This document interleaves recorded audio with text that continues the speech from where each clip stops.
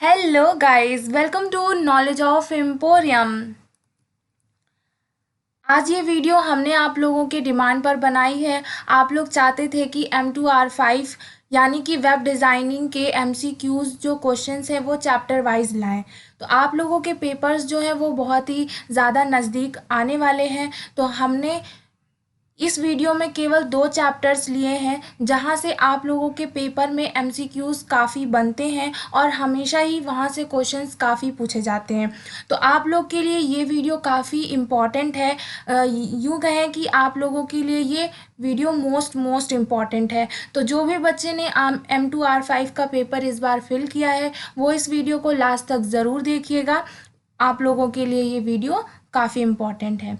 तो जो भी बच्चे हमारे चैनल में नए हैं तो हमारे इस चैनल को सब्सक्राइब कर लीजिए और वीडियो को लाइक ज़रूर कर दीजिएगा अगर वीडियो आप लोगों को अच्छी लगे। तो चलिए स्टार्ट करते हैं। आज जो MCQs पढ़ेंगे आप लोग मोस्टली वहाँ से CSS के होंगे और CSS वर्क फ्रेम चैप्टर से होंगे। तो ये 2 चैप्टर्स जो हैं वो आप लोगों के M2R5 में काफ़ी इम्पॉर्टेंट चैप्टर्स हैं। तो अगर आप लोग पेपर जाने से पहले इन दोनों चैप्टर्स के MCQs अच्छे से पढ़ कर जाएंगे तो आप लोगों का पेपर काफ़ी अच्छा होगा। तो चलिए देखते हैं पहला क्वेश्चन क्या है।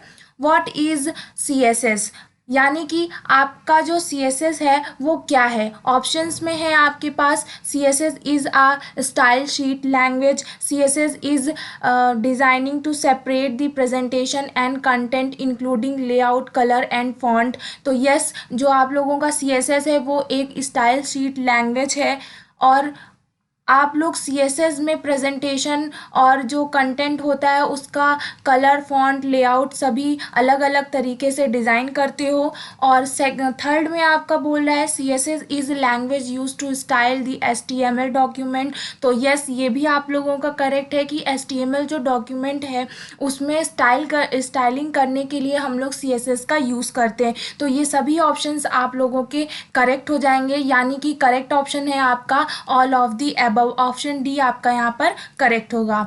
नेक्स्ट क्वेश्चन देखते हैं। Which of the following tag is use to embed CSS in HTML page.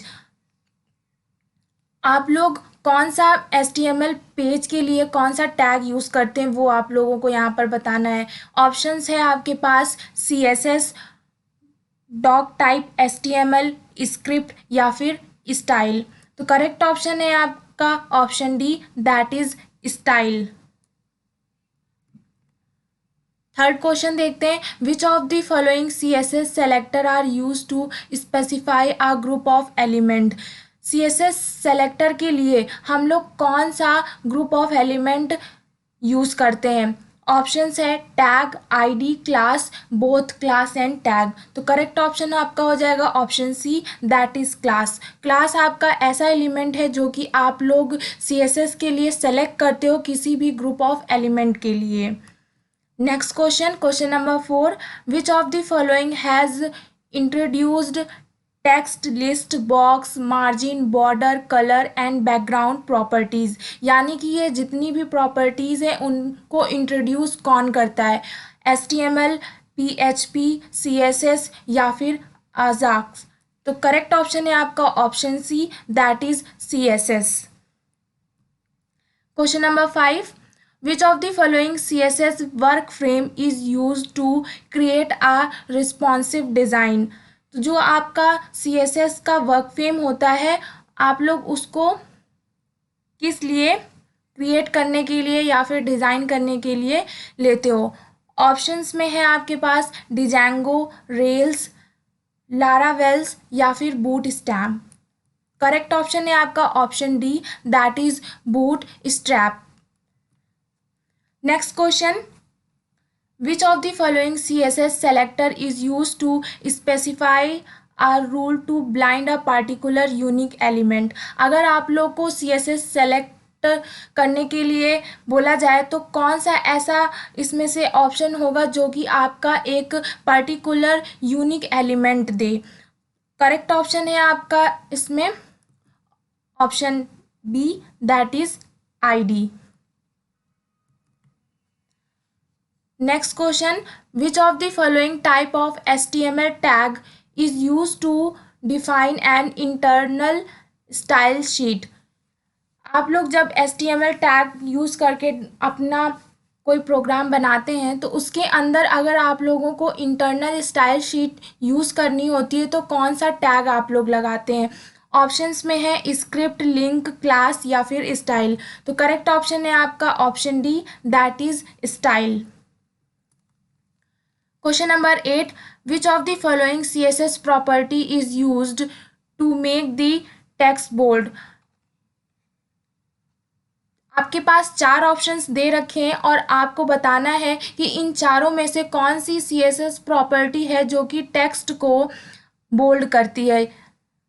पहला ऑप्शन है आपके पास text decoration bold, font weight bold, font style bold और लास्ट है आपके पास टेक्स्ट अलाइनमेंट बोल्ड। तो करेक्ट ऑप्शन है आपका option B, that is font weight bold. तो जब भी आप लोगों को अपना टेक्स्ट बोल्ड करना होगा तब आप लोग प्रॉपर्टी लिखेंगे फॉन्ट वेट और वेट के बाद बोल्ड लगा देंगे।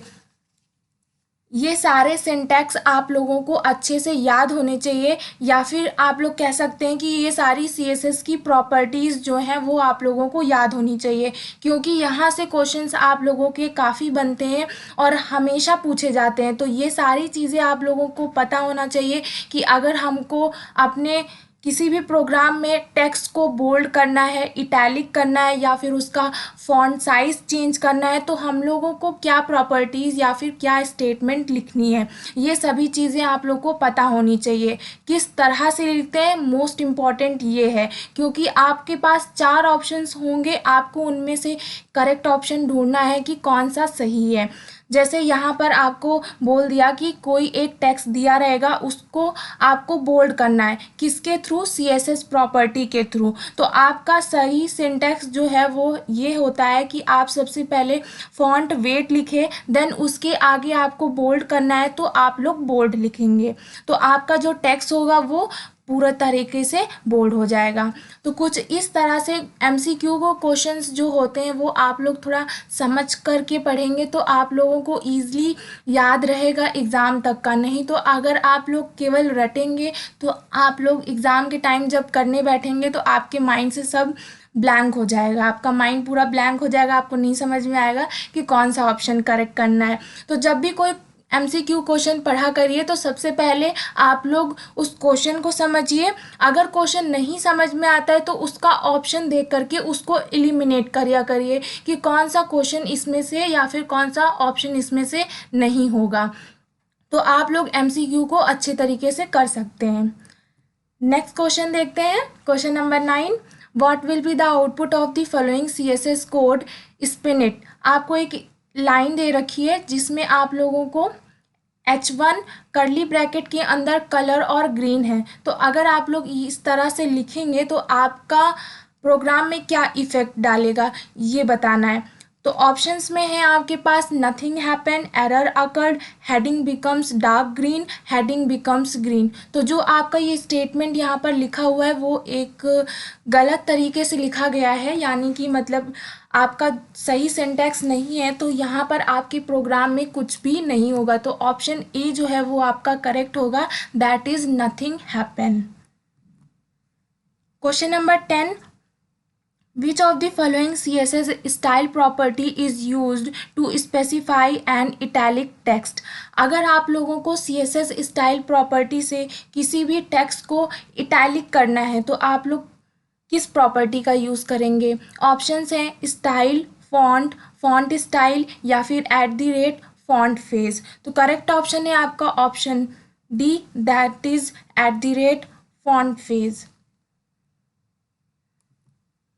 Next question, question number 11, what will be the output of the following CSS code स्पिनिट।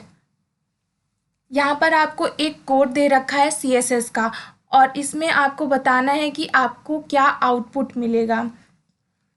तो H1 आप लोग जानते हैं कि इसलिए हम लोग लगाते हैं हेडिंग देने के लिए, तो उसमें गौर नहीं करना है। अंदर जो लाइन लिखी हुई है मोस्ट इम्पॉर्टेंट कंटेंट आपका वो है। तो सबसे पहले है आपका कलर, कलर में रेड दे दिया है, देन टेक्स्ट डेकोरेशन में अंडरलाइन है और फॉन्ट स्टाइल में इटैलिक है। ऑप्शंस में क्या है? कि कलर रेड है, text decoration underline works. Then second option में only font style italic works. Third है colour red, text decoration underline and font style italic all works. और लास्ट है आपके पास text decoration underline and font style italic. तो जो आपके पास statement लिखी है उसके से देखेंगे तो आपका करेक्ट ऑप्शन बनेगा option B, that is only font style italic works.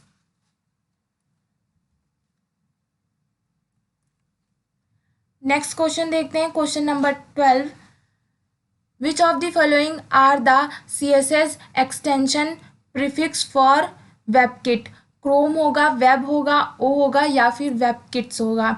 तो करेक्ट ऑप्शन है आपका option D, that is WebKit.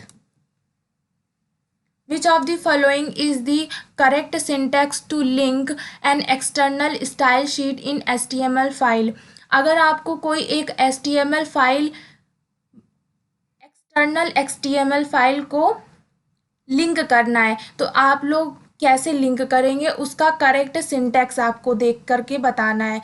तो जब भी कोई एक एक्सटर्नल फाइल आपको कनेक्ट करनी होती है लिंक के थ्रू, तो सबसे पहले आप लोग करेंगे लिंक, REL लिखेंगे, देन अपॉस्ट्रॉफी के अंदर स्टाइल शीट ज़रूर लिखिएगा, देन HREF के अंदर जो भी आपकी CSS की फाइल का नेम होगा वो आप लोग लिखेंगे। तो ऑप्शन ए जो है वो आपका करेक्ट सिंटैक्स है कोई भी एक्सटर्नल HTML फाइल को लिंक से कनेक्ट करने का।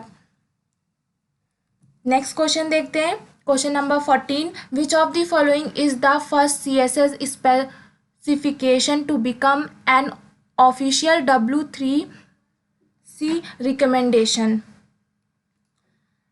ऑप्शंस में है आपके पास CSS level 2, XHTML CSS, CSS level first and CSS level 2.1। तो करेक्ट ऑप्शन है आपका CSS level first. Next question, question number 15। Which of the following function define a linear gradient as a CSS image? तो यहाँ पर आपका function बताना है कि कौन सा होगा, ग्रेडियंट फंक्शन होगा, लीनियर ग्रेडियंट होगा या फिर ग्रे स्केल होगा या इमेज होगा। तो करेक्ट ऑप्शन है आपका option B, that is linear gradient.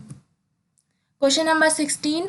Which of the following CSS property can be use to set the image as a border instead of the border style? अगर आपको अपने image में border लगाना है तो आप लोग कौन सी CSS प्रॉपर्टी यूज़ करेंगे? ऑप्शंस हैं background image source, background image, border image source या बॉर्डर इमेज। तो करेक्ट ऑप्शन आएगा आपका option C, that is border image source. आपको इमेज में बॉर्डर लगाना है तो आप लोग सबसे पहले बॉर्डर आएगा, देन आपको इमेज में लगाना है तो इमेज, देन उसका बॉर्डर कैसा होगा वो सोर्स की जगह आप लिखेंगे। तो करेक्ट ऑप्शन आपका सी हो जाएगा। Next question. Which of the following CSS property define the different property of all four sides of the element border in a single declaration? अगर आपको अपने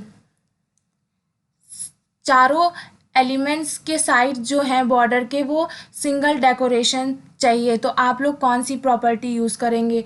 border collapse, border width, padding या फिर border? Correct option है आपका option B, that is border width. Question number 18. Which of the following is the correct way to apply CSS style? CSS style किसी में apply करने के लिए क्या सही तरीका होता है? In a external CSS file, inside the HTML element, inside the head section of the HTML page या all of the mention? तो आपका इसमें करेक्ट ऑप्शन डी होगा, that is all of the above।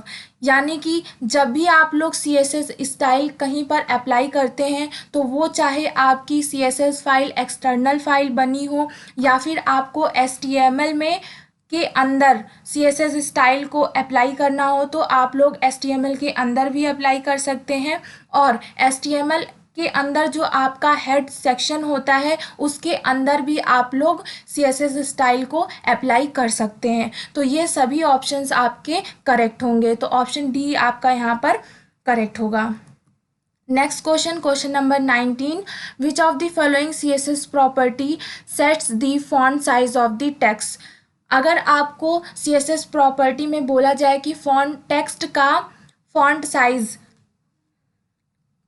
Change करना है या फिर लगाना है तो आप लोग कैसे लगाएंगे। ऑप्शंस हैं आपके पास, फॉन्ट साइज, टेक्स्ट या फिर साइज। तो करेक्ट ऑप्शन है आपका option A, that is font size. तो जब भी आप लोगों को टेक्स्ट में फॉन्ट साइज चेंज करना है या फिर फॉन्ट साइज इंक्रीज करना है तब आप लोग अपना कौन सा स्टाइल लिखेंगे, फॉन्ट साइज।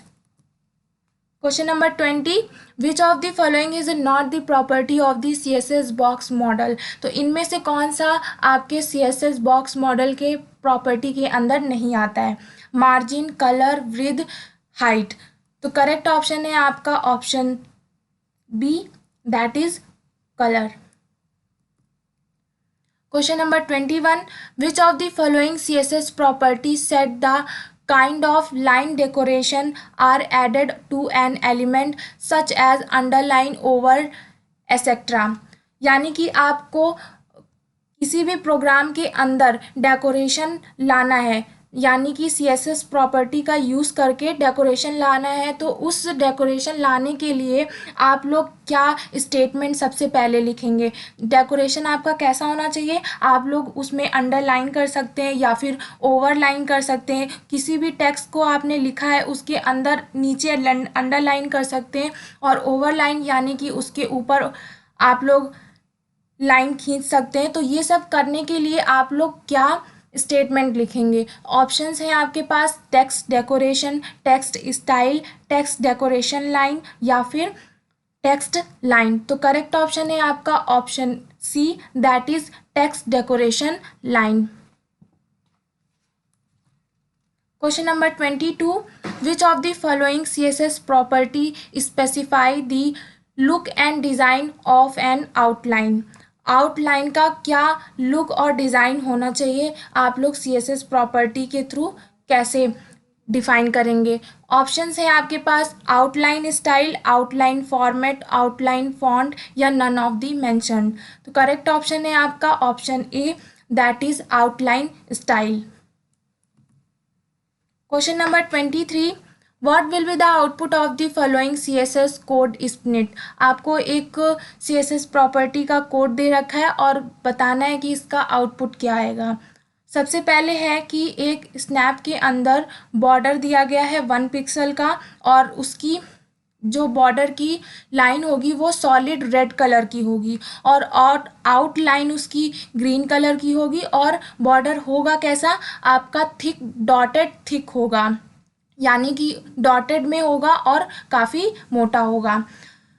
ऑप्शंस में है आपके पास, all spans element will have the green thick border and are red outline, और है सेकंड ऑप्शन है, all span element will have a red border and a green dotted outline. Third है, all span will have a outer green dotted border and an inner red border. और fourth है, all span element will have an outer red border and inner green dotted border. तो जो आपका border होगा वो solid red colour का होगा, और आपका इनर जो आपकी डॉटेड वाली लाइन होगी वो आपकी रेड कलर की होगी। तो ऑप्शन सी जो है वो आपका यहाँ पर करेक्ट होगा। Question number 24, which of the following CSS property set the shadow for a box element. Shadow for a box element के लिए आप लोग कौन सा CSS प्रॉपर्टी सेट करेंगे। Set shadow, box shadow, shadow या फिर कैनवास शैडो। करेक्ट ऑप्शन है आपका option C, that is shadow. Question number 25, which of the following CSS property is use to set the colour of the text. अगर आपको अपने text में colour करना है तो आप लोग कौन सी प्रॉपर्टी को सेट करेंगे, CSS प्रॉपर्टी कौन सी आपकी सेट होगी इसमें, टेक्स्ट डेकोरेशन, पुलेट, कलर या फिर कलर। सी और डी ऑप्शन में थोड़ा सा डिफरेंस है, उसमें कलर की स्पेलिंग का डिफरेंस है। सी में है COLOUR है और डी में COLOR है कलर। तो करेक्ट ऑप्शन आपका होगा ऑप्शन डी, क्योंकि जब भी आप लोग CSS में कोई भी कलर देते हैं तो वहाँ पर आप लोग उससे पहले कलर कैसे लिखते हैं, कलर की स्पेलिंग क्या होती है, COLOR होती है, ना कि आप लोग COLOUR लिखते हैं। तो ये चीज़ ध्यान रखिएगा, काफ़ी बच्चे मिस्टेक करते हैं इसमें। तो आप लोग ध्यान रखिएगा कि जब भी CSS प्रॉपर्टी यूज़ करेंगे तो वहाँ पर कलर की स्पेलिंग COLOR होगी। Next question, question number 26। Which of the following CSS property control how an element is positioned. अगर आपको अपने एलिमेंट को कोई पोजीशन देनी है तो उसके लिए कौन सी प्रॉपर्टी यूज़ करेंगे, स्टैटिक, पोजीशन, फिक्स या फिर सेट वी। तो करेक्ट ऑप्शन है आपका option B, that is position. Question number 27। Which of the following CSS selector select the element that are checked. इसमें से कौन सी ऐसी CSS सेलेक्टर है जो कि एलिमेंट को चेक करती है। ऑप्शन ए है आपका चेक, ऑप्शन बी है EF, देन ऑप्शन सी है after, then none of the mention. तो करेक्ट ऑप्शन होगा आपका option A, that is checked. Next question, which of the following is an appropriate value for the overflow element. इनमें से कौन सा आपका overflow element है, scroll, hidden, auto, all of the mention. तो करेक्ट ऑप्शन है आपका option D, that is scroll, hidden और ऑटो, ये सभी आपके एक ओवरफ्लो एलिमेंट्स हैं। अगर आप लोगों ने अभी तक हमारे चैनल को सब्सक्राइब नहीं किया है तो चैनल को सब्सक्राइब कर दीजिए और वीडियो को लाइक ज़रूर कर दिया करिए। इससे हम लोगों को बहुत मोटिवेशन मिलता है कि आप लोगों को हमारी वीडियोस पसंद आ रही है और इसी तरह की वीडियोस हम आप लोगों के लिए और बनाते रहेंगे। तो नेक्स्ट क्वेश्चन देखते हैं, question number 29। Which of the following CSS property is use to specify table border in CSS। अगर आप लोगों को किसी टेबल में बॉर्डर बनाना है तो उसके लिए आप लोग कौन सी प्रॉपर्टी को सेट करेंगे, टेबल बॉर्डर, टेबल या फिर बॉर्डर ओनली या नन ऑफ द मेंशन। तो करेक्ट ऑप्शन है आपका option C, that is border. Question number 30। Which of the following property is use to align the text in a table. अगर आप लोगों को टेबल आपने बनाई है और उसके अंदर के टेक्स्ट में आपको अलाइनमेंट देना है तो आप लोग कौन सी प्रॉपर्टी यूज़ करेंगे, टेक्स्ट अलाइनमेंट, अलाइनमेंट टेक्स्ट या फिर none of the mention. Correct option है आपका option A, that is text alignment. जो भी आप अलाइनमेंट देना चाहिए, लेफ्ट, राइट, जस्टिफाई, सेंटर, जो भी देंगे आप अलाइनमेंट की जगह लिखेंगे, देन आगे आपका टेक्स्ट आएगा। नेक्स्ट क्वेश्चन, क्वेश्चन नंबर 31, जिसमें आपको बोल रहा है which of the following CSS property set the stacking order of position element. Y index होगा, Z इंडेक्स होगा, X इंडेक्स होगा या ऑल ऑफ द मेंशन। तो करेक्ट ऑप्शन है आपका option B, that is Z index. Question number 32, इसमें आप लोगों को एक CSS का कोड दे रखा है जिसमें आप लोगों को आउटपुट बताना है। तो पहला है आपका डिव, जिसके अंदर आप लोगों को बॉर्डर दे रखा है, बॉर्डर की विड्थ दे रखी है 5 पिक्सल और बॉर्डर स्टाइल है आपका डॉटेड, सॉलिड, डबल डैश्ड। यानी कि आपका जो बॉर्डर स्टाइल आपको दिए रखी है वो सॉलिड तो होगी लेकिन डॉटेड होगी डबल डैश में। तो करेक्ट ऑप्शन आपका इसमें कौन सा हो जाएगा, जहाँ पर बॉक्स में डॉटेड टॉप में आउटलाइन होगी, सॉलिड आपकी डबल लाइन, देन डैश्ड भी होना चाहिए। तो ऑप्शन सी जो है वो आपका यहाँ पर एकदम करेक्ट बैठेगा, जो कि आपके बॉक्स में डॉटेड टॉप आउटलाइन होगी, सॉलिड राइट आउटलाइंस होगी, double bottom outline and dashes left outline. Question number 33, which of the following property allow a marquee to be used in the case of text overflow. आपको अपने programme में marquee allow करना है, तो उसके लिए कौन सी प्रॉपर्टी आप लोग यूज़ करेंगे? Overflow marquee, overflow style, overflow text या none of the mention. Correct option है आपका option B, that is overflow style. आप लोग यहाँ पर मार्क्यू अगर नहीं जानते हैं तो हम आप लोग को बता दें, जब भी किसी आप लोगों ने दुकान में देखा होगा तो अंदर साइड में ग्लास का बना होता है, अंदर साइड में लाइटिंग लगी होती है और नीचे साइड में एक कोई सेंटेंस होता है, वो स्क्रॉल करके पूरा मूव करता रहता है, आग लेफ्ट राइट।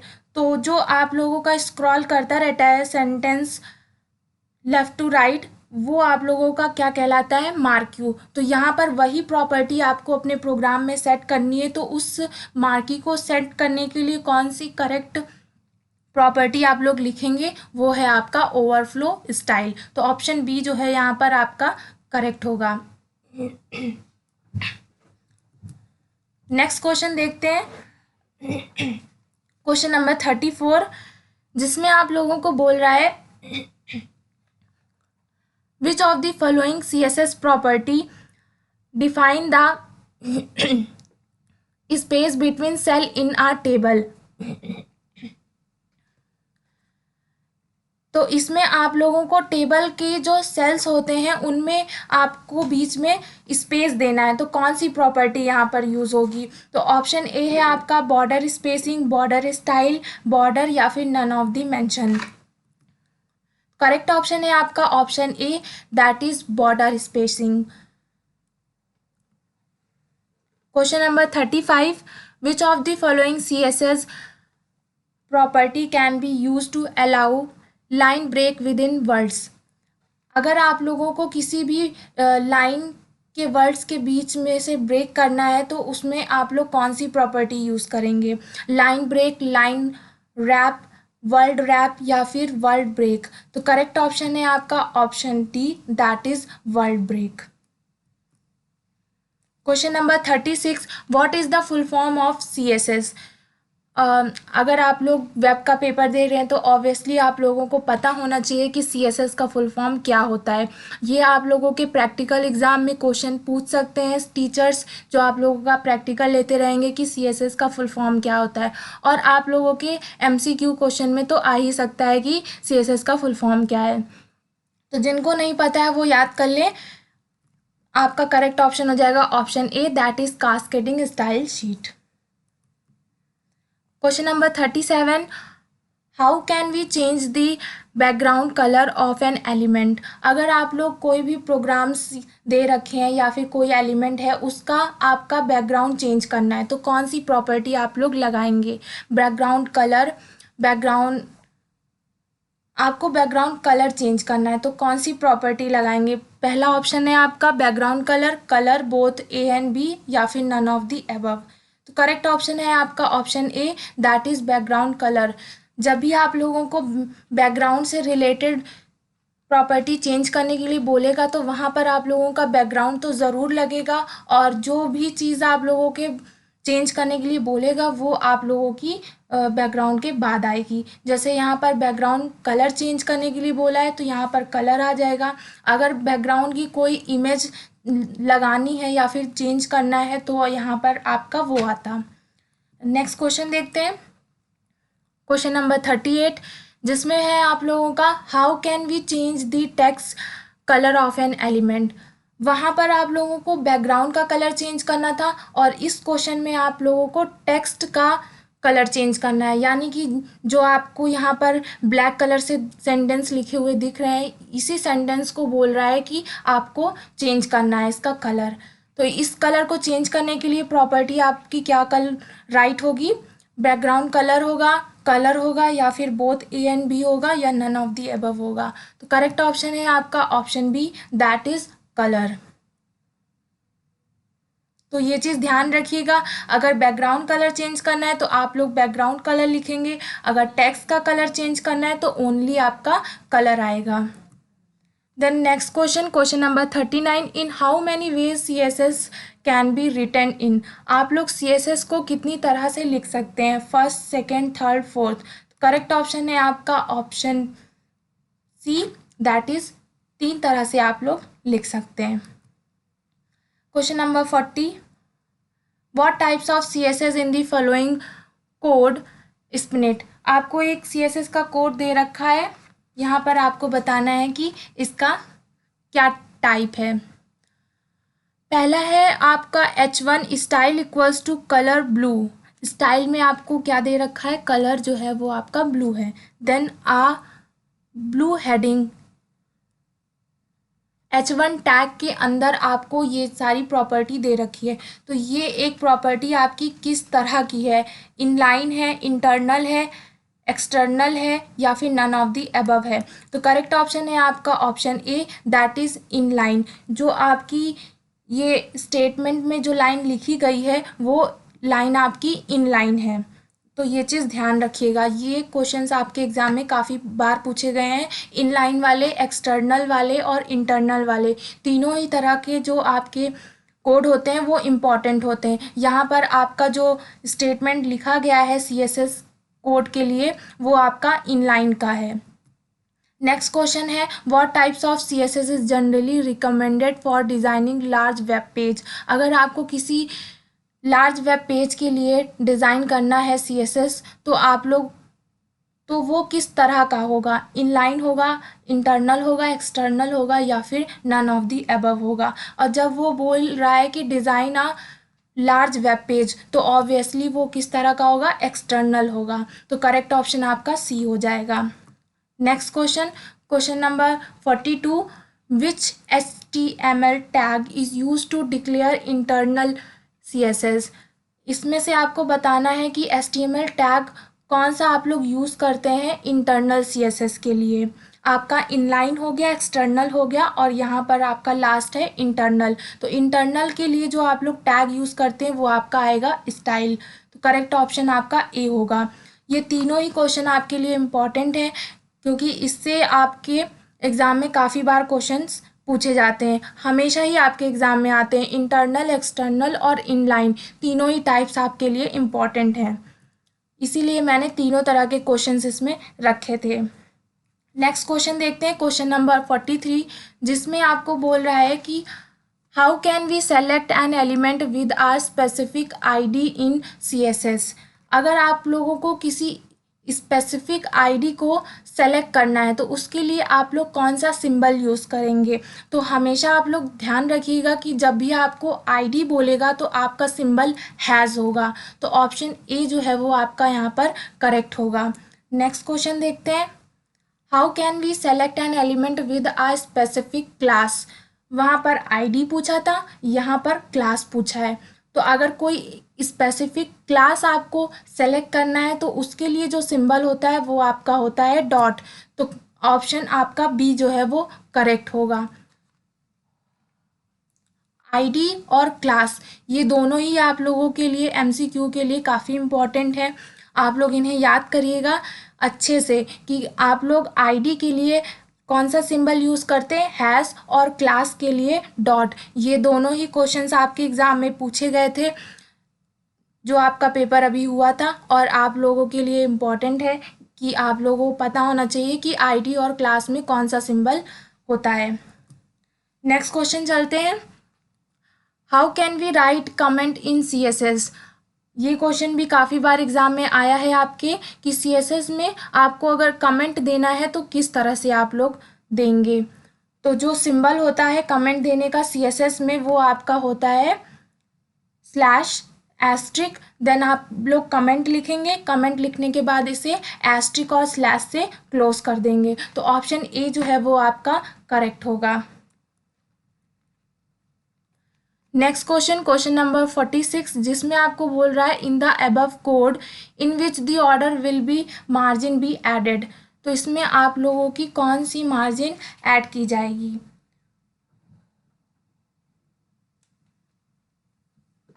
ऑप्शंस में आप लोगों को टॉप, राइट, बॉटम और लेफ्ट करके ऑप्शंस दे रखे हैं। तो यहाँ पर आपका करेक्ट बता देते हैं ऑप्शन कौन सा होगा। ऑप्शन A जो है वो आपका करेक्ट होगा। सबसे पहले जो मार्जिन लेगा वो टॉप लेगा, देन राइट लेगा, फिर बॉटम लेगा, फिर लेफ़्ट रहेगा। तो ये सीक्वेंस एक होता है, ये आपको सीक्वेंस पता होना चाहिए, क्योंकि क्वेश्चंस थोड़ा बहुत घुमा फिरा के आ सकता है। तो आप लोगों को पता होना चाहिए कि मार्जिन में अगर आपको नहीं दे रखा है टॉप राइट बॉटम, तो आप लोगों को पता होना चाहिए कि किसी भी मार्जिन का सीक्वेंस क्या होता है। जैसे यहाँ पर चारों ही सीक्वेंस यहाँ पर लिख दिए गए हैं, लेकिन यहाँ पर आपको टॉप राइट लेफ़्ट नहीं बताया है कि कौन सा किसका है। तो पहला जो होगा वो आपका टॉप आएगा, दूसरा जो 50 पिक्सल है वो आपका राइट के लिए होगा, और 75 पिक्सल जो है वो बॉटम के लिए होगा, और 100 पिक्सल जो है वो लेफ़्ट के लिए होगा। ये भी क्वेश्चन आप लोगों के लिए मोस्ट इम्पॉर्टेंट है। नेक्स्ट क्वेश्चन देखते हैं, question number 47। Can negative value be allowed a padding property? Padding property के लिए क्या निगेटिव वैल्यू अलाउड होती है? Yes, no, depend on property, या फिर नन ऑफ द अबव। तो करेक्ट ऑप्शन है आपका option B, that is no. तो जो आपकी पैडिंग होती है प्रॉपर्टी, उसके लिए आप लोग निगेटिव वैल्यू नहीं यूज़ कर सकते। क्वेश्चन नंबर 48 देखते हैं। The CSS property used to specify the transparency of an element is। अगर आपको किसी भी एलिमेंट की ट्रांसपेरेंसी प्रॉपर्टी यूज़ करनी है, या फिर आपको CSS प्रॉपर्टी लगानी है, तो कैसे लगाएंगे? ऑप्शंस में है आपके पास ओपेसिटी, विजिबिलिटी, फिल्टर, या फिर नन ऑफ द अबव। तो करेक्ट ऑप्शन होगा आपका option A, that is opacity. ये क्वेश्चन आप लोगों के लिए इम्पॉर्टेंट है, ये क्वेश्चन इस बार पूछा जा सकता है, तो आप लोग इसे याद रखिएगा कि किसी भी CSS प्रॉपर्टी को यूज़ करने के लिए किसके लिए specific transparency of the element की ट्रांसपेरेंसी को यूज़ करने के लिए क्या करते हैं हम लोग? ओपेसिटी प्रॉपर्टी का यूज़ करते हैं। Question number 49। How can we specify the spacing between each letter in our text in CSS? CSS में कोई आप लोगों को लेटर्स दे रखे हैं, तो दोनों के लेटर्स के टेक्स्ट के बीच में जो स्पेसिंग होगी वो आप लोग कैसे देंगे? अल्फ़ा स्पेसिंग होगी, लेटर स्पेसिंग होगी, कैरेक्टर स्पेसिंग होगी, या फिर none of the above. Correct option है आपका option B, that is letter spacing. Question number 50। What is the correct syntax for referring external CSS? अगर आप लोगों को कोई एक्सटर्नल फाइल का लिंक देना है, तो उसके लिए आप लोग करेक्ट सिंटेक्स कौन सा यूज़ करेंगे? आगे हमने बताया था कि इनलाइन को कैसे कनेक्ट करते हैं, यहाँ पर आपको है कि एक्सटर्नल फाइल को कैसे कनेक्ट करना है। तो पहला आपका करेक्ट ऑप्शन हो जाएगा, जो कि आप लोग सबसे पहले लिंक लिखेंगे, देन रेल, उसके बाद आपका आएगा इस स्टाइल शीट, फिर टाइप आएगा। टाइप लिखना इम्पॉर्टेंट है। आप लोग CSS प्रॉपर्टी यूज़ कर रहे होंगे तब आप लोग टेक्स्ट करके CSS लिखेंगे, अगर जावा यूज़ कर रहे होंगे तब यहाँ पर जावा स्क्रिप्ट आ जाएगा, और उसके बाद आपकी फ़ाइल का जो भी नेम होगा उस फाइल का नेम आपका href के अंदर आएगा। तो ऑप्शन ए जो है वो आपका करेक्ट होगा। अगर आप लोगों के 50 क्वेश्चंस कंप्लीट हो गए हैं। अगर आप लोगों ने अभी तक हमारे चैनल को सब्सक्राइब नहीं किया है, तो प्लीज़ हमारे चैनल को सब्सक्राइब कर लीजिएगा और वीडियो को लाइक कर दीजिए ज़रूर। आगे चलते हैं क्वेश्चन नंबर 51 में। इसमें क्या बोल रहा है? Which of the following are valid way to represent a colour in CSS? इसमें कौन सी आपकी प्रॉपर्टी वैलिड होगी कलर को रिप्रेजेंट करने के लिए? ऑप्शन ए है आपका a valid colour name, second है RGB वैल्यू, थर्ड है हेक्सा वैल्यू, या फिर all of the above. Correct option है आपका option D, that is all of the above. किसी भी कलर को रिप्रेजेंट करने के लिए ये तीनों तरह से आप लोग लिख सकते हैं। मान लीजिए आपको अपने प्रोग्राम में कलर देना है, तो आप लोग डायरेक्ट वहाँ पर कलर का नाम भी लिख सकते हैं, और RGB वैल्यू भी दे सकते हैं, और हेक्सा वैल्यू भी दे सकते हैं। ये सभी आप लोगों को कलर को रिप्रेजेंट करते हैं। क्वेश्चन नंबर 52, जिसमें है आपका which of the following is the correct way to select all H1 header in our div element. अगर आपके सभी H1 हेडर्स को सेलेक्ट करना है तो आप लोग यहाँ पर कैसे करेंगे, सही तरीका उसका क्या है। div H1, div -H1, only H1 या none of the above. Correct option है आपका option A, that is div H1। Question number 53, can we make rounded border around element using which CSS element. कौन सी CSS element का use करके हम लोग किसी भी एलिमेंट के अराउंड उसके बॉर्डर ला सकते हैं। ऑप्शंस है आपके पास border collapsed, border round, border radius या फिर बॉर्डर, फोर्थ है आपका none of the above.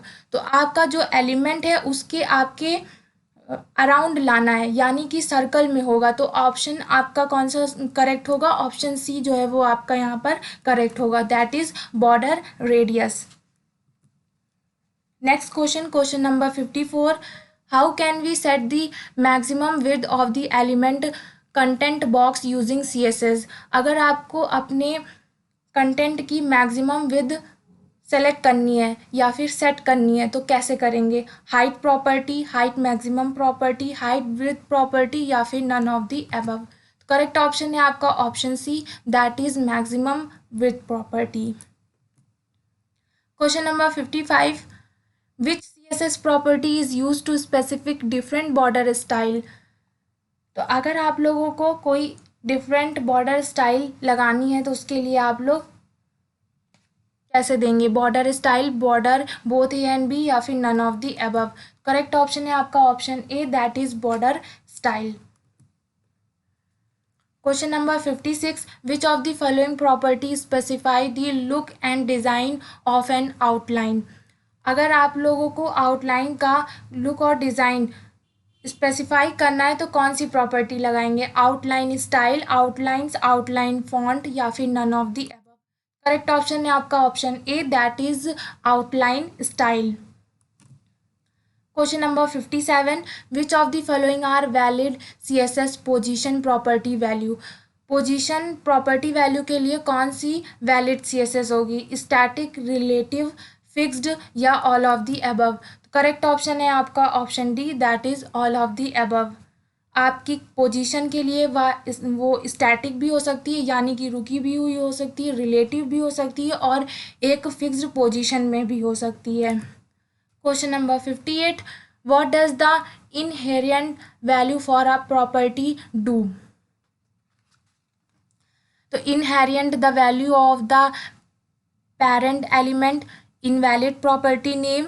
Third है change the value of the parent element property. Fourth है आपका none of the above.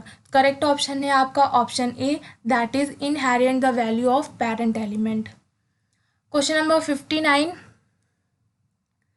setting an inline block in CSS required which of the following property। अगर आपको किसी भी inline block को setting करनी है CSS के प्रॉपर्टी के थ्रू तो आप लोग कैसे करेंगे, डिस्प्ले करेंगे उसे, कलर करेंगे, ब्लॉक करेंगे या फिर none of the above. Correct option आपका ऑप्शन ए होगा, जो कि है आपका display. Question number 60, which of the following property CSS property is used controlling the layout. अगर लेआउट को कंट्रोल करना है तो कौन सी प्रॉपर्टी यूज होगी, डिस्प्ले, कलर, टेक्स्ट या फिर नन ऑफ द अबव। तो करेक्ट ऑप्शन है आपका option A, that is display. Question number 61, जिसमें आपको बताना है which of the following CSS property specify the origin of the background image. अगर आपको बैकग्राउंड इमेज का ओरिजिन स्पेसिफाई करना है तो उसके लिए आपको प्रॉपर्टी लगानी होगी कौन सी, बैकग्राउंड ओरिजिन, बैकग्राउंड साइज या फिर ओरिजिन या none of the above. Correct option है आपका option A, that is background origin. Question number 62, how are custom font define using CSS। तो CSS के थ्रू कस्टम फॉन्ट हम लोग कैसे डिफाइन करेंगे, तो करेक्ट आपका तरीका जो होगा वो आएगा @font face rule। Question number 63, which of the following are part of CSS box model. तो CSS का जो बॉक्स मॉडल होता है वो कौन सा पार्ट होता है? मार्जिन होता है, बॉर्डर होता है, पैडिंग होता है, ऑल ऑफ द अबव होता है। तो जो आपका CSS का बॉक्स का मॉडल होता है उसमें आपका मार्जिन, बॉर्डर और पैडिंग ये तीनों ही आते हैं। तो आपका करेक्ट ऑप्शन हो जाएगा option D, that is all of the above. Question number 64, which of the following component of the CSS box model are transparent? Padding, margin या फिर बोथ ए एंड बी। तो CSS जो box model है उसमें transparent component होता है, किसमें? Margin में भी होता है और पैडिंग में भी होता है। तो आपका करेक्ट ऑप्शन होगा option C, that is both A and B. Question number 65, what will be the width of the div element given below. यहाँ पर आपको एक स्टेटमेंट दे रखा है या फिर बोल सकते हैं CSS का कोड दे रखा है और इसमें आपको बताना है कि आपकी विड्थ जो है वो कौन से एलिमेंट की है। तो width 310 pixel, padding 20 pixel, border 5 pixel and solid blue और मार्जिन आपकी 0 है। तो करेक्ट ऑप्शन है आपका option C, that is 360 pixel. Next question 66, which of the following can be achieved with CSS list. तो CSS में कौन सी लिस्ट को अचीव करता है? तो आपका इसमें सभी को अचीव करेगा, यानी कि आपके जो sets different list item marker for order list, आपके CSS में ऑर्डर लिस्ट को भी मार्क करता है और अनऑर्डर्ड लिस्ट को भी मार्क करता है और आपकी जो इमेज की आइटम मार्कर लिस्ट होती है उसे भी ये अचीव करता है। तो यहाँ पर आपके CSS लिस्ट में ये सभी होते हैं। तो ऑप्शन आपका करेक्ट हो जाएगा ऑल ऑफ द अबव।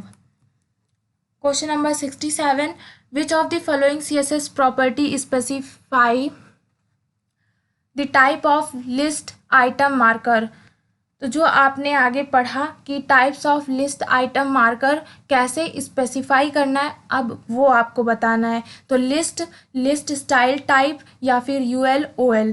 तो करेक्ट ऑप्शन है option B, that is list style type. सबसे पहले आपका आएगा लिस्ट स्टाइल, उसके बाद वो स्टाइल किस तरह की होगी उसका नाम आप लोग टाइप की जगह लिखेंगे। Then question number 68, what value should be passed to the width parameter if we want to element say a table to span the entire width of the screen? 100%, 50%, 0% या फिर none of the above। तो यहाँ पर आपका आएगा 100%। तो option A जो है वो आपका करेक्ट होगा। Question number 69, which of the following property is use to align text in CSS। CSS में अगर आप लोगों को टेक्स्ट में अलाइनमेंट देना है तो वह कैसे करेंगे? टेक्स्ट अलाइनमेंट या फिर टेक्स्ट पोजीशन। तो अगर आपको अलाइनमेंट देना है तो सबसे पहले आप लोग टेक्स्ट लिखेंगे, देन अलाइनमेंट देंगे। तो ऑप्शन ए जो है वो आपका करेक्ट होगा। Question number 70, which of the following is the correct approach to make a table responsive. तो यहाँ पर करेक्ट जो टेबल रिस्पॉन्सिव होगा वो आपका कौन सा होगा? Overflow X auto, overflow X none, both A and B या none of the above. Correct option है आपका option A, that is overflow X auto. Question number 71, which of the following CSS property specify the stack order of the element. आप लोगों ने stack order पढ़ा होगा कि कौन सा होता है।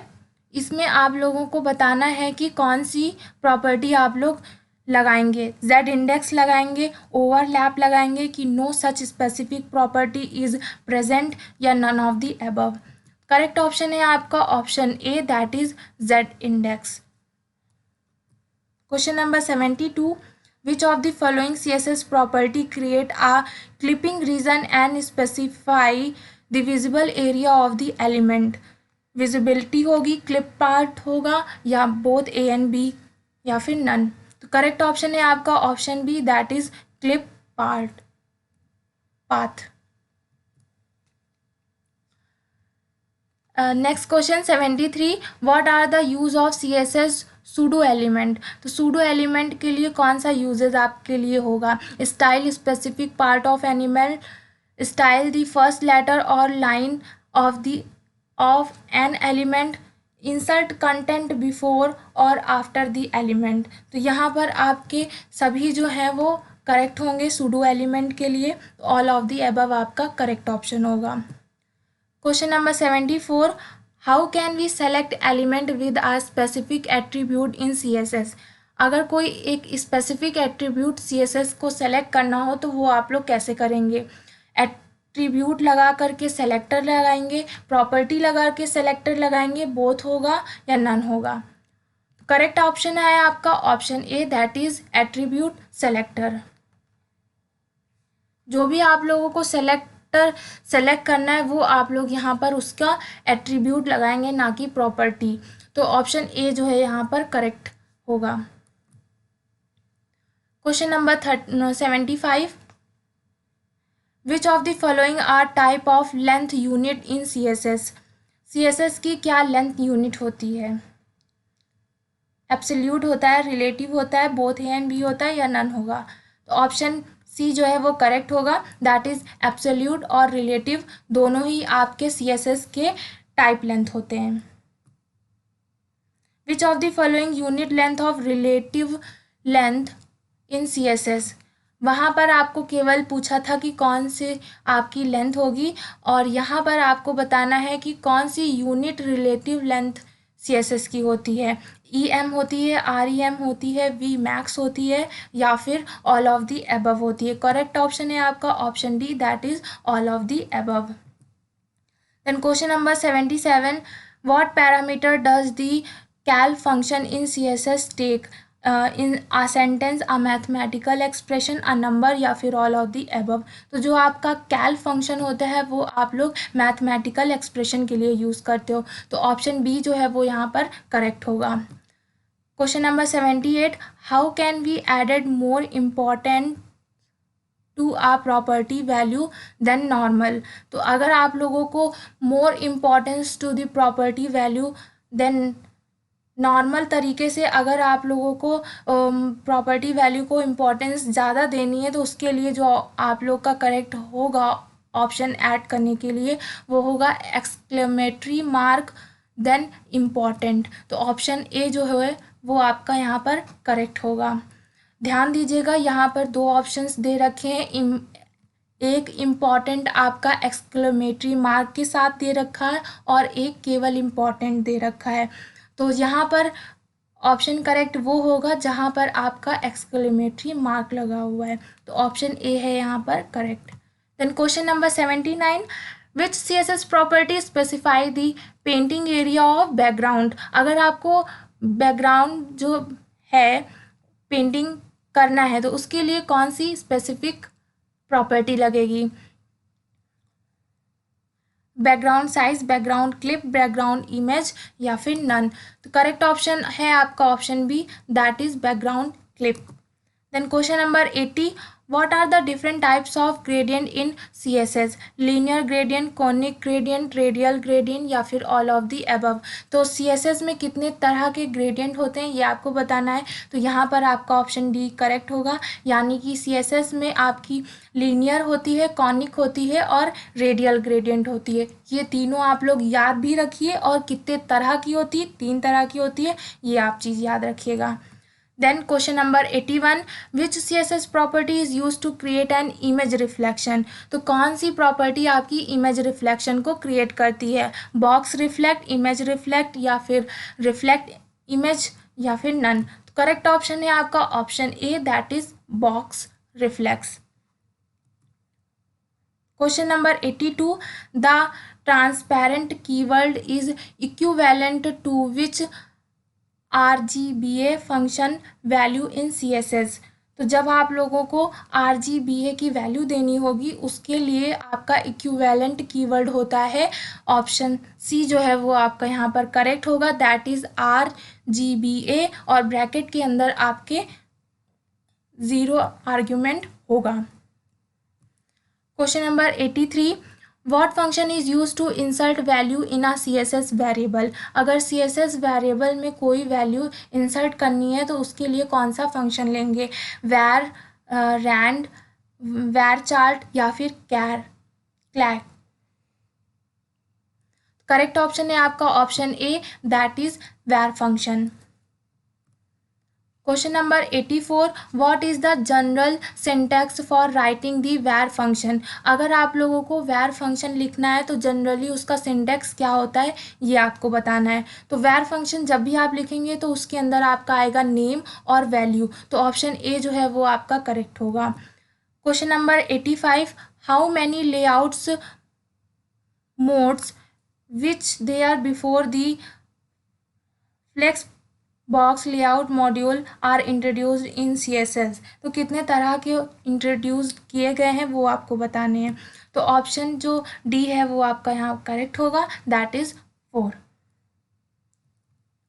Question number 86, which of the following selector in CSS is used to select the element that do not match the selector? इनमें से कौन सा ऐसा एलिमेंट है जो कि सेलेक्ट करने के लिए सेलेक्टर के लिए मैच नहीं होगा?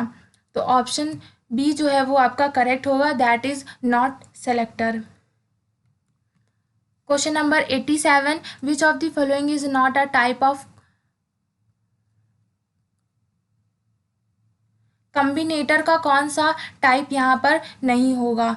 तो आपका करेक्ट ऑप्शन है option D, that is asterisk. Asterisk जो होता है वो एक आप लोगों का कॉम्बिनेटर का टाइप नहीं होता है। Question number 88, which of the following CSS property define how an image और video fit into a containers with established height and width? तो अगर आप लोगों को किसी भी प्रोग्राम में इमेज और वीडियो को फिट करना है तो उसकी जो हाइट और विड्थ कैसे देनी है उसके लिए आपको करेक्ट सिंटैक्स होगा object fit, object position, position या फिर नन। तो करेक्ट ऑप्शन होगा object fit, option A is correct. Then question number 89, which type of CSS is use in below code? आपको यहाँ पर कोड दे रखा है, यहाँ इसके लिए कौन सी आपकी प्रॉपर्टी सही होगी? तो p style equals to border 2 pixel solid red, तो ये आपकी एक इनलाइन प्रॉपर्टी टाइप की होगी, तो ऑप्शन ए है यहाँ पर करेक्ट होगा। Then question number 90, which of the following CSS property specify the origin of the background image? Background image के लिए यहाँ पर कौन सी प्रॉपर्टी आपकी लगेगी? Background origin, background attachment, background size या फिर नन? करेक्ट ऑप्शन है आपका option A, that is background origin. Then question number 91, the CSS property use to set the maximum width of the element content box? तो कोई भी आपका element दे रखा है उसकी मैक्सिमम विड्थ देने के लिए आप लोग जो करेक्ट प्रॉपर्टी लिखेंगे वो आएगी आपकी maximum width property, option A जो है वो आपका करेक्ट होगा। Question number 92, which if the following CSS function allow us to perform calculation? इनमें से कौन सा फंक्शन आप लोग कैलकुलेशन के लिए अप्लाई करते हैं? तो यहाँ पर आपको क्वेश्चंस किस तरह से अलग अलग तरीके से पूछा जा सकता है वो भी यहाँ पर हम आप लोगों को बता रहे हैं, तो ये चीज़ आप लोग अच्छे से ध्यान रखिए। आगे क्वेश्चन आया था कि कैल फंक्शन किस के लिए यूज़ होता है, और यहाँ पर क्वेश्चन आपका बना है कि आप लोग कैलकुलेशन के लिए कौन सा फंक्शन यूज़ करते हैं, तो आपका कौन सा आ जाएगा? कैल फंक्शन, ऑप्शन ए जो है यहाँ पर करेक्ट होगा। तो आप लोगों के जो पेपर होते हैं ओ लेवल्स के उसमें जो MCQs आते हैं MCQs ईजी होते हैं, लेकिन आप लोगों को कभी कभी क्वेश्चंस घुमा के थोड़ा पूछ लेता है तो आप लोग कन्फ्यूज़न आप लोगों को हो जाती है जिसके कारण आपका क्वेश्चन गलत हो जाता है। तो सबसे पहले क्वेश्चन आप लोग 2 बार पढ़िएगा अच्छे से और उसके ऑप्शंस देखिएगा। अगर नहीं समझ में आता है तो आप लोग ऑप्शन से क्वेश्चन को करने की कोशिश करिएगा। जो आपके 4 ऑप्शंस दिए रखे हैं उनको एलिमिनेट करिए। जब आप एलिमेंट करेंगे 1-2 ऑप्शंस तो आप लोगों को ऑप्शंस कम हो जाएंगे, जब आपको आंसर पता चलेगा कि कौन सा इसमें सही होगा। तो ये एक तरीका होता है जब आप लोगों को क्वेश्चन ना आ रहा हो। नहीं तो जब क्वेश्चन आपको आता है तो आप लोग क्वेश्चन को अच्छे से पढ़िए, देन जो आपको आंसर लगता है कि सही है वो आप लोग डायरेक्ट टिक करिए। देन क्वेश्चन नंबर 93 देखते हैं। The CSS property use to set maximum height of the element content box. Maximum height के लिए आप लोग मैक्सिमम हाइट वाली प्रॉपर्टी लगाएंगे, तो ऑप्शन सी जो है वो करेक्ट हो जाएगा। Then question number 94, the CSS property use to set the minimum width of the element content box. तो मिनिमम के लिए आप लोग मिनिमम विड्थ प्रॉपर्टी यूज़ करेंगे, तो मैक्सिमम के लिए मैक्सिमम आ जाएगी, हाइट के लिए हाइट वाली आपकी प्रॉपर्टी आ जाएगी। बस आप लोग तरीका ध्यान रखिएगा कि किस में क्या चीज़ रखना है, ये मत भूलिएगा। नेक्स्ट क्वेश्चन देखते हैं 95, जिसमें आपको बोल रहा है which of the following CSS property is use to represent the overflow text which is not visible to the user. तो टेक्स्ट शैडो होगा, टेक्स्ट स्ट्रोक होगा, टेक्स्ट ओवरफ्लो होगा या फिर टेक्स्ट डेकोरेशन होगा। तो जब भी आपका ओवरफ्लो टेक्स्ट होता है और यूज़र को विजिबल नहीं होता है तो वहाँ पर आपकी प्रॉपर्टी यूज़ होती है टेक्स्ट ओवरफ्लो। तो ऑप्शन सी जो है यहाँ पर करेक्ट होगा। तो ये आपके 95 MCQs थे चैप्टर वाइज, यानी कि यहाँ इसमें आपके 2 चैप्टर्स थे। पहला चैप्टर आपका था CSS और दूसरा चैप्टर था आपका CSS वर्क फ्रेम। और यही 2 चैप्टर्स जो हैं वो आप लोगों के पेपर के लिए काफ़ी इम्पॉर्टेंट है, क्योंकि यहाँ पर से क्वेश्चंस जो हैं आप लोगों के ज़्यादा पूछे जाते हैं पेपर में। तो अगर आप लोगों को ये 2 चैप्टर्स अच्छे से प्रिपेयर हो जाएंगे तो आपका आधा पेपर तो ऐसे सॉल्व हो जाएगा। देन जो आगे के चैप्टर्स हैं उसमें आप लोग थोड़ा बहुत प्रैक्टिस कर लीजिए तो आप लोगों को ईज़िली आपका पेपर निकल जाएगा। तो आई होप ये 95 क्वेश्चंस आपको अच्छे से समझ आए होंगे। ये वीडियो स्पेशली आप लोगों के डिमांड करने पर मैंने बनाई थी। और अगर आप लोगों को आगे भी किसी और टॉपिक या फिर किसी और पेपर की वीडियो चाहिए तो आप हमें कमेंट सेक्शन में कमेंट करके बता सकते हैं। और अगर आप लोगों को इस चैनल के टेलीग्राम चैनल से जुड़ना है तो उसका लिंक आपको डिस्क्रिप्शन बॉक्स में मिल जाएगा, आप लोग वहां से जा कर के ज्वाइन कर सकते हैं। और आप लोगों के लिए हमने प्रीवियस ईयर क्वेश्चन पेपर और मॉडल पेपर, प्रैक्टिस पेपर आप लोग कह सकते हैं, वो सभी अपलोडेड कर दिए हैं। तो जिन बच्चों ने नहीं देखा है वो लोग एक बार ज़रूर जा कर के देखें। आप लोग जितने क्वेश्चंस की प्रैक्टिस करेंगे पेपर से पहले उतना पेपर आप लोगों का अच्छा होगा।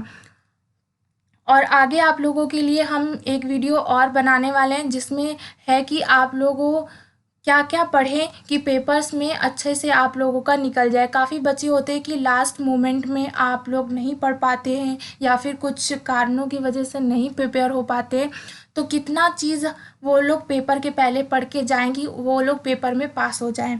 तो वो वीडियो जब आए तो आप लोग उस वीडियो को ज़रूर देखिएगा, आप लोगों के लिए काफ़ी बेनिफिट रहेगी। तो आज की वीडियो में बस इतना ही। अगर आपको हमारी आज की वीडियो पसंद आई हो तो हमारी इस वीडियो को लाइक शेयर एंड कमेंट करना मत भूलिएगा। और चैनल में नए हैं तो चैनल को सब्सक्राइब ज़रूर करिए। Thank you for the watching video.